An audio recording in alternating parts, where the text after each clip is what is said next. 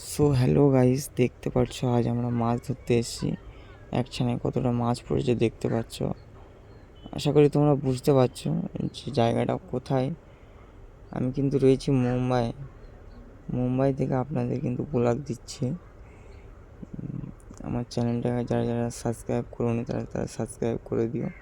আর আমরা কিন্তু খালি বড় বড় মাছগুলোই নেবো, ছোটো ছোটো মাছগুলোই নেবো না। আর আমি মাছ কুড়াচ্ছি আর আমার সেজবোনায় উনি জাল ফেলছে।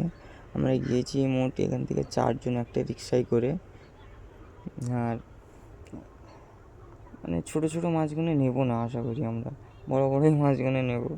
আমরা কিন্তু ছোটো ছোটো মাছগুলো তো কুটতে লেট হয়, কাটতে লেট হয়, সব দিক থেকেই মানে লেটই হয়।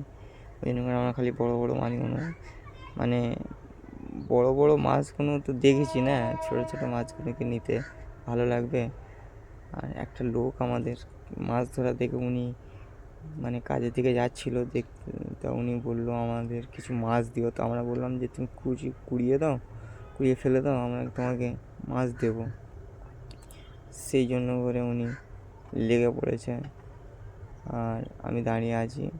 আমি পা দিয়ে মাছ ধরছি, তোমরা কিছু খারাপ মনে করো না। একটা কারণ কি বলো তো, মাছ কাঁটা মারছে না, ওই জন্য করে আমি পা দিয়ে মাছ ধরছি। উনি দাঁড়িয়ে আছে, উনি আমার ছোট দাঁড়িয়ে আছে। কত বড় খালটা দেখতে পাচ্ছ, বহুত বড় খাল। এই খালে আমরা প্রায় মাসে 2বার থেকে 3বারই আসি। আমরা বাঙালি, আমরা সবই পারি। কথাটা যিনি বলেছেন তিনি কিন্তু ভেবে চিন্তেই বলেছেন। আর আমার চ্যানেলটাকে তোমরা যারা যারা সাবস্ক্রাইব করোনি প্লিজ সাবস্ক্রাইব করে দিও। আর আমরা যতক্ষণ না এই লাল বস্তাটা মানে ভরবো ততক্ষণ না আসবো না।